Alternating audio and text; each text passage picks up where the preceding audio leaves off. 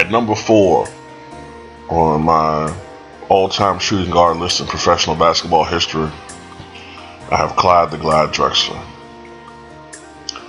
who played from 1983 to 1998 for the Portland Trail Blazers for most of his prime, probably all of his prime actually, and finished off his career with the Houston Rockets, where he won the championship during 1994-95 season.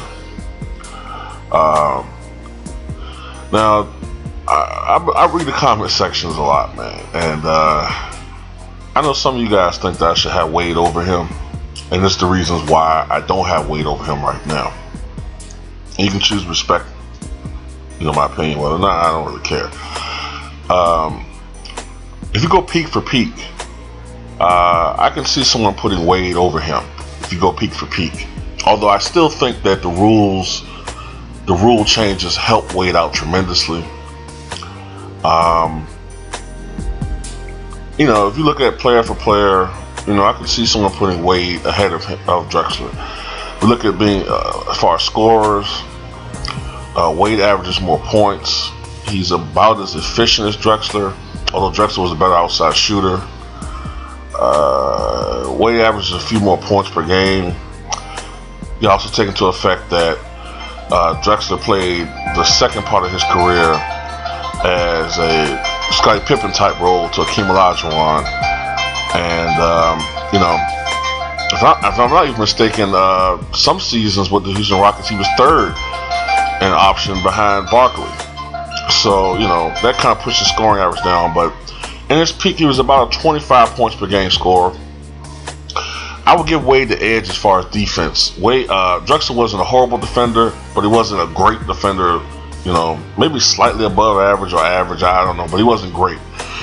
But the reason why I have Drexler over Wade is because of longevity. He played 15 seasons, relatively injury free.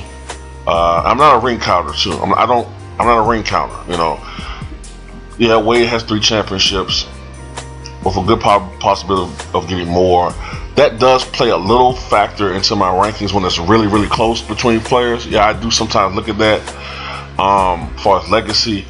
But if that's the case, then I would have to put Tommy Heinsohn over a guy like Charles Barkley and Karl Malone, which is ridiculous. I mean, Tommy Heinsohn was a good player for his era, but he doesn't belong in the pantheon of power forwards of those guys as far as their caliber. I'm not a ring counter. But anyway, Clyde Drexler, why do I have him 4th? Just mention that. If it wasn't for Michael Jordan, man, this guy would get a lot more. He would be a lot more. That's what I'm looking for.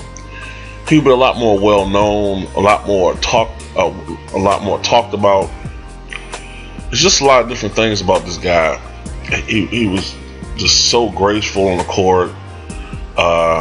He played a lot of loaded Portland Trail Blazers teams. I suspect that had he not played on teams that had as much talent, he would have averaged even more points per game.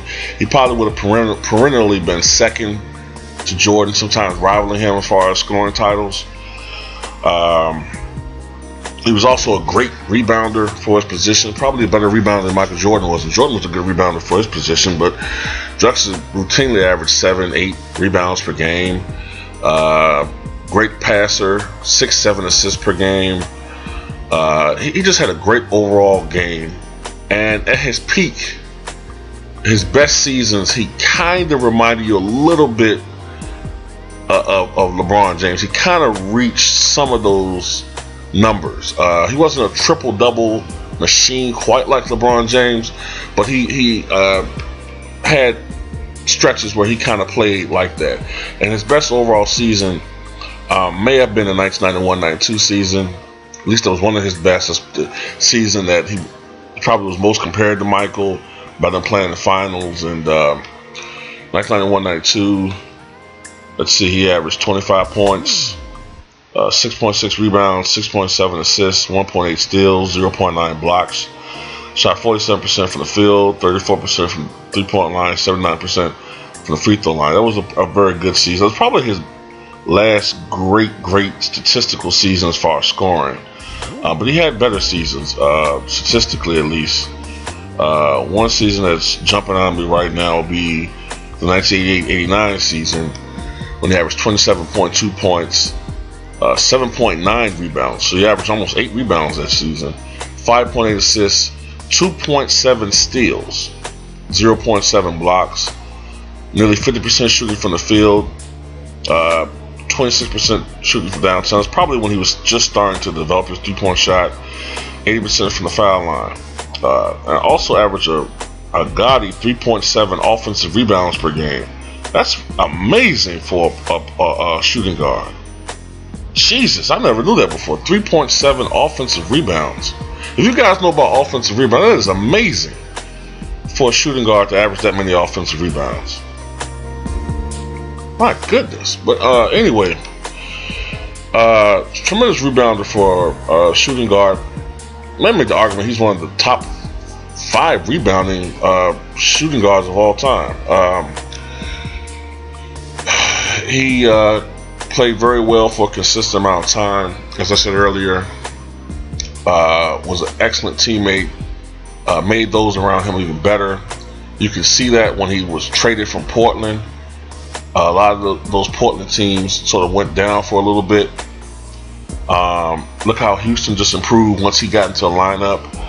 Houston was somewhere around a sub 500 team or around 500 team that was struggling. Then he joined the team and they just wanted to run. He had a tremendous 1995 NBA Finals. I think he averaged something like, I'm just thinking off the top of my head, 20 points, 9.5 rebounds, maybe 5 assists or 6 assists or something like that. Tremendous finals run. I think he shot 46% from the field. But he just was a very gifted all-around basketball player. And he played college at University of Houston from 1980 to 83. Was noted for playing with his later teammate in Houston, the Houston Rockets, Hakeem Olajuwon. I think at the time he was Hakeem Olajuwon. They were called Phi Slamma Jamma.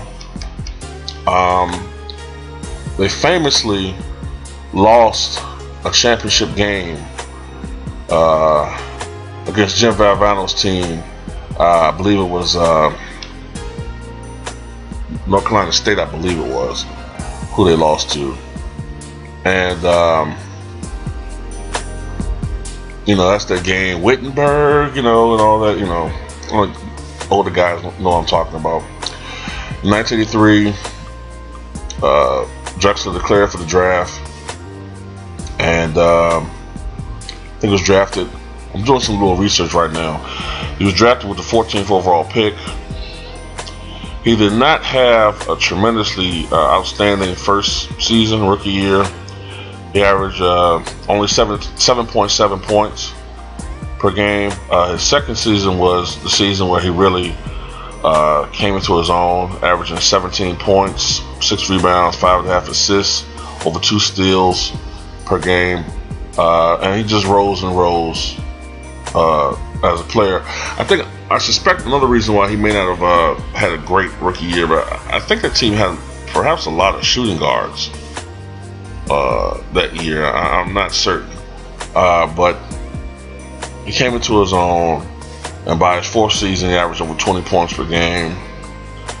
And he established himself as the second greatest shooting guard in the league at the time, behind Michael Jordan, of course.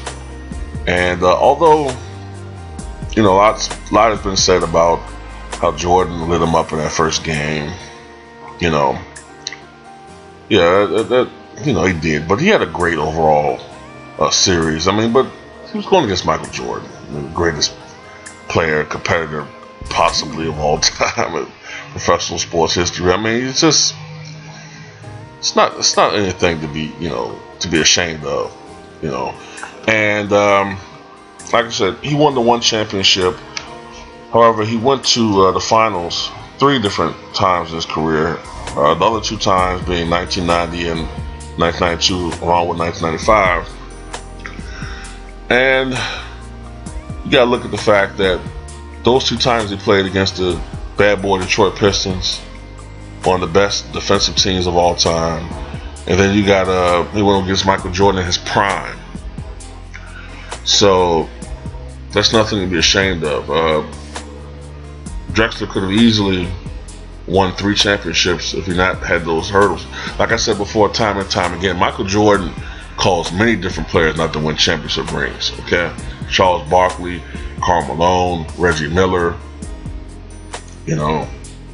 Patrick Ewing. So it's not these guys' fault that they didn't win championships. They went against the greatest player and the greatest competitor of all time. And I don't take it away from that these guys don't have championships. I really don't. For a playoff career, Drexler it was very close to his regular season numbers. For his career, the 6'7", 222-pound Drexler averaged 20.4 points, 6.1 rebounds, 5.6 assists, 2.03 steals, shot 47% from the field, in 1,086 career games. The fewest games he ever played in the season was 49.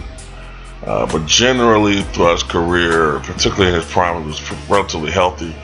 In the postseason, he averaged exactly the same amount of point totals, 20.4 points per game, 6.9 rebounds, 6.1 assists per game, shot lower, which you would expect in the postseason, going against superior competition.